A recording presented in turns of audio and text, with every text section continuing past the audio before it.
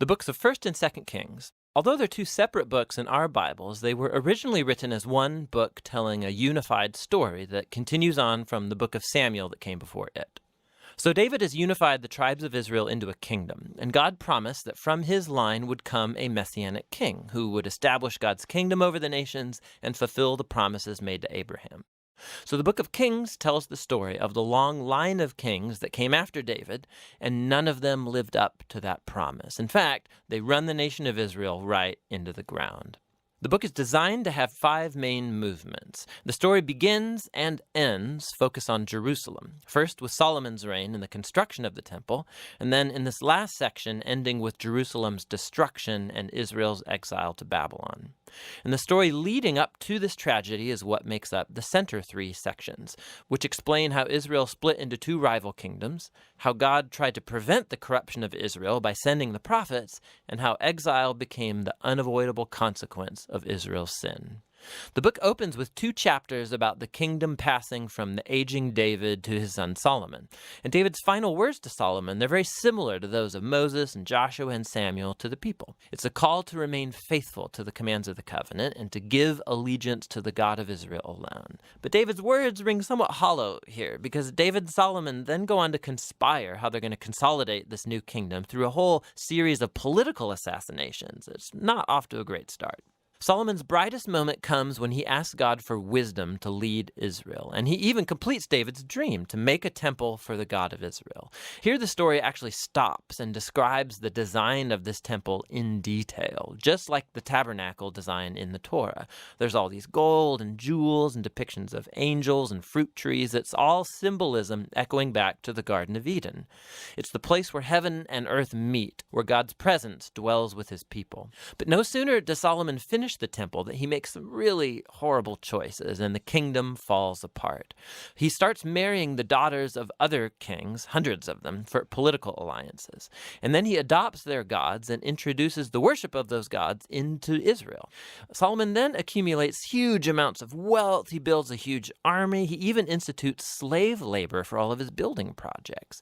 Now, if you go back to the Torah and look at God's guidelines for Israel's kings in Deuteronomy 17, Solomon is breaking every one. So by the time that he dies, Solomon resembles Pharaoh, the king of Egypt, more than he does his father David. The next section of the book opens with Solomon's son, Rehoboam, acting just like his father. It's a very sad story of greed and lust for power. He tries to increase taxes for slave labor. And under the leadership of Jeroboam, the northern tribes reject this, they rebel and secede, and form their own rival kingdom.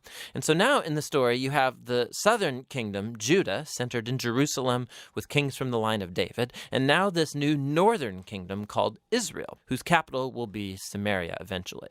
Jeroboam also goes on to build 2 new temples to compete with Solomon's temple in the south. He puts a golden calf in each one to represent the God of Israel. The connection to Exodus 32 and the golden calf, it's all quite explicit.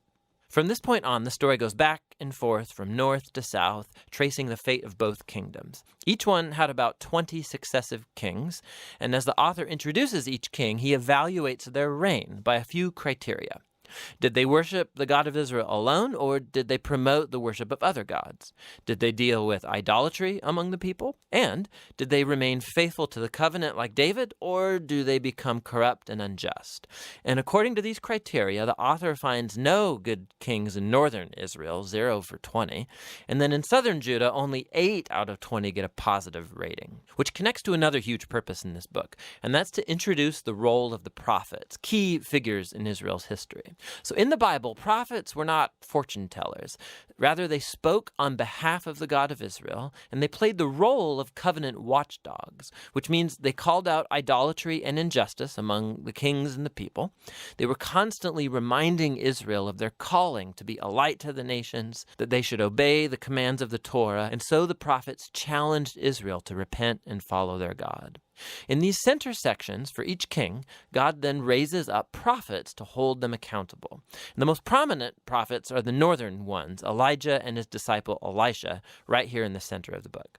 Elijah was a wild man of a prophet living out in the desert, and his arch nemesis was the northern king Ahab and his Canaanite wife Jezebel. Together, these two had instituted the worship of the Canaanite god Baal over Israel. And so in a famous story, Elijah challenged 450 prophets of Baal to a contest to see which god was real. So they both build altars and pray to their gods, but only the God of Israel answers with fire.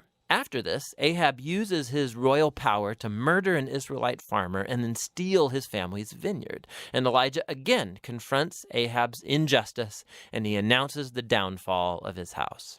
Elijah eventually passes the mantle of his prophetic leadership to a young disciple named Elisha, who asks for 2 times the authority of Elijah. And what's fascinating here is how the author, he's recounted 7 miraculous feats for Elijah, and then he offers stories of 14 acts of power from Elijah. Both prophets were clearly remarkable men, and they played the same role, confronting Israel's kings for idolatry and injustice. And ultimately, they were unsuccessful in turning Israel back from apostasy. In the next section, the northern kingdom is rocked by a bloody revolution started by a king named Jehu, who destroys Ahab's family. And although Jehu was at first commissioned by God, his violence just gets out of control, and it creates the spiral of political assassinations and rebellions from which Israel never recovered. Coup follows coup after Jehu, and each king follows other gods, allows horrible injustice. It all leads up to 2 Kings chapter 17. The big bad empire of Assyria swoops down and takes out the northern kingdom altogether. In the capital city of Samaria, it's conquered, and the Israelites are exiled and scattered throughout the ancient world. Now, chapter 17 is key. The author stops the story and offers this prophetic reflection on what's just happened.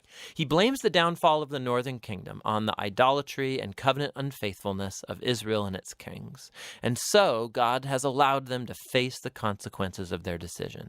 The final movement of the book tells the story of the lone southern kingdom. And here we meet some very heroic kings, like Hezekiah, who trusts God when the armies of Assyria come knocking on Jerusalem's door, or Josiah, who discovers this lost scroll of the Torah in the temple. So he starts reading it, he's convicted, and he institutes religious reforms to remove idolatry and Canaanite influences from the land. But Judah is just too far gone. The king, right in between these two, Manasseh, he's the worst by far. So he not only introduces the worship of idol statues into the Jerusalem temple, he also institutes child sacrifice. And so God sends prophets to say, the time is up. Israel has reached the point of no return. The final chapters tell the story of the Babylonian Empire coming to invade Jerusalem, destroy the temple, and carry the people and the royal line of David off into exile. And so the story ends leaving us wondering, is God done with Israel? Is he done with the line of David? Well, the final paragraph zooms about 40 years forward into the exile, and it tells a very odd story. It's about Jehoiakim, a descendant from David, who would have been king if he was back in Jerusalem. And the king of Babylon releases him from prison and invites him to eat at the royal table for the rest of his life, and the book ends. So it's not much, but it's a story that gives a glimmer of hope that God has not abandoned the line of David. So the question now is, how is God going to fulfill his promises to Abraham, to David? How is he going to bless the nations and bring the Messianic kingdom? And to answer those questions, you have to read on into the wisdom and the prophetic books. But for now, that's the book of Kings.